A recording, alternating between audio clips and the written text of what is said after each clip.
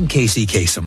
Well, now we're up to our tribute to avant-garde rock star Frank Zappa, a music pioneer who had very little commercial chart success. But when he died recently, he made the front pages of both the Los Angeles Times and the New York Times.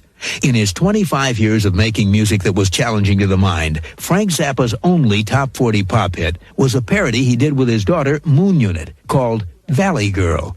He put out more than 50 albums that sold mostly to his large cult following. Yet Frank Zappa played an important part in rock history. One magazine called him the musical counterpart of Mad Magazine. Zappa put out his first album with the group The Mothers of Invention back in 1966. It was called Freak Out, and Rolling Stone magazine later hailed it as rock's first experimental music masterpiece. No less a figure than Paul McCartney said the album was one of the main inspirations for the Beatles' Sgt. Pepper.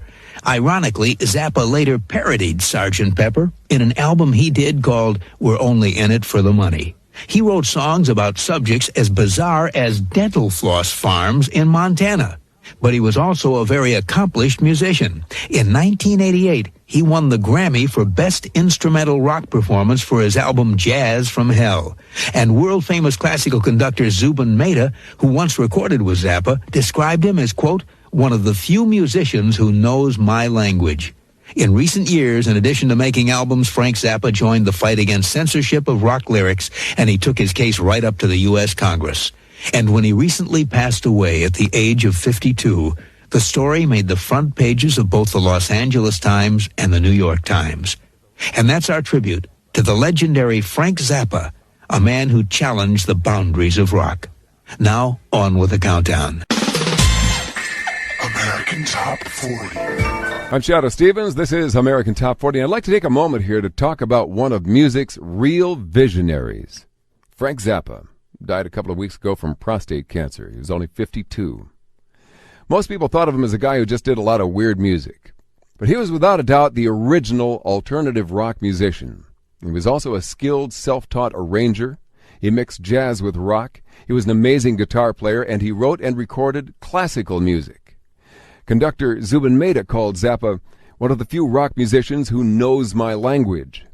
But Frank will probably be best remembered as the leader of one of the most innovative bands of all time, the Mothers of Invention.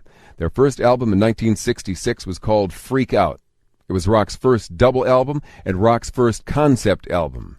It was the album Paul McCartney said helped inspire the Beatles' Sgt. Pepper. Frank was born in 1940 in Baltimore to Sicilian parents. His father was a meteorologist and his mother was a librarian.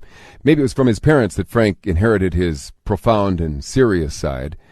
He led voter registration drives for young people. He testified before Congress against the censorship of rock lyrics. And he even briefly worked as a guest host on the Financial News Network. And Frank was also a devoted family man. He was married to the same woman, his wife Gail, for more than 3 decades. And he was a great father to his 4 children with the strange names Moon Unit, Dweezil, Amit, and Diva. He only hit the top 40 once with his daughter Moon Unit on Valley Girl. But more importantly, Frank Zappa gave us all something to think about. And he left an incredible body of musical work. More than 50 albums in all.